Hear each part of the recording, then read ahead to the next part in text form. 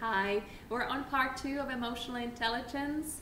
We have covered the components of emotional intelligence, and here I will focus on a few tips on how to boost your emotional intelligence.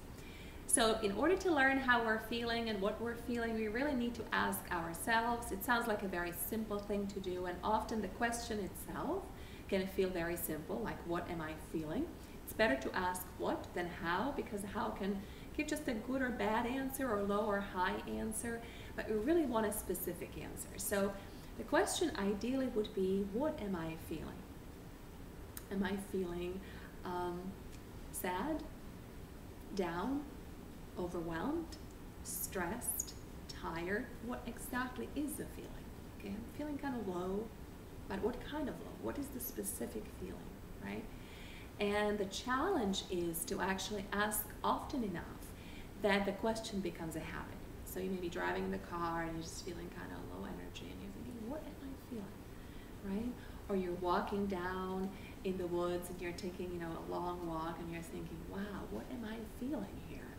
Maybe it's calm, maybe it's relaxed, maybe it's in touch with the bigger world, whatever that feeling may be.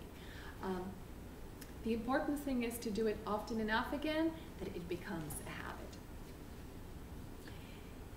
In order to understand sort of the causes of emotions, we need to ask ourselves that question again. So I need to know, if I'm feeling kind of down and maybe a little depressed, why am I feeling this way? Was there something that happened that triggered this mood state?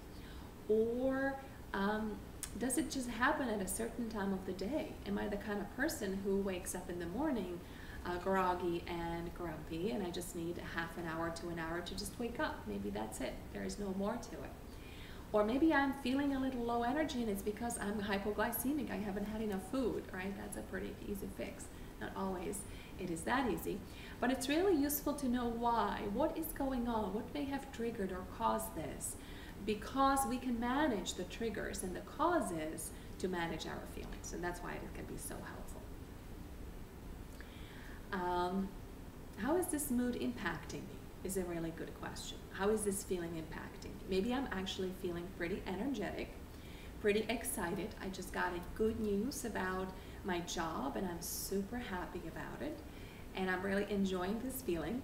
And I sit down and I want to get some work done, and I'm realizing that even though my feeling is really good, I can't focus very well. I can't really be very productive, right? So even though I'm having a really positive feeling, maybe the intensity is a little high and I can't quite focus on what's in front of me. That's again very useful, okay? It helps us understand that if we're trying to get something done, we need to simmer down, kind of get into a lower temperature on the emotional scale. What works in reducing the intensity? So that's an important question, right? Whether it is excitement, anger, or stress, if I'm feeling something intensely, I can't be productive or think clearly or focus well at all. I can't be a good problem solver. I've mentioned that before. And so in order to be a good problem solver, in order to be able to get work done, I need to bring down the emotional temperature. Some people call it calming down, although saying to yourself to calm down usually doesn't help very much. But different things work for different people. This will almost sound like a cliche, but taking a deep breath can make a difference. And basically what happens is, if you're really stressed or angry, your we call it sympathetic nervous system is really active. So you're in this kind of fight or flight response where your heart rate automatically goes up, your breathing becomes more rapid and shallow, and your body is in this sort of alarm state. And one way to bring yourself down into a more relaxed state is to take your breath and deepen it. Make it deep and long. And so if you can take a very deep breath in, kind of inhale into your stomach area, then exhale slowly. If you can make your exhale about twice as long as your inhale, it's a good way to prolong those breaths. And you're basically shifting your body into a more relaxed state, because you're reducing or prolonging the breath and deepening it. You're also reducing, as a consequence, you're reducing your heart rate. And that can have a fairly quick impact on the level of stress or anger that you may be feeling in the moment. Some people like to do yoga or workout, do a cardio exercise, go for a run or walk or something like that. That can help. It can kind of be an outlet for the energy, can bring up the endorphins. Yoga can have a very relaxing effect on us, very positive. Meditation can be useful. Listening to calm, relaxing music that we like can be useful. Or taking a walk in nature can help us reduce the emotional temperature. The important thing is to find something that works for you. Different strategies work for different people.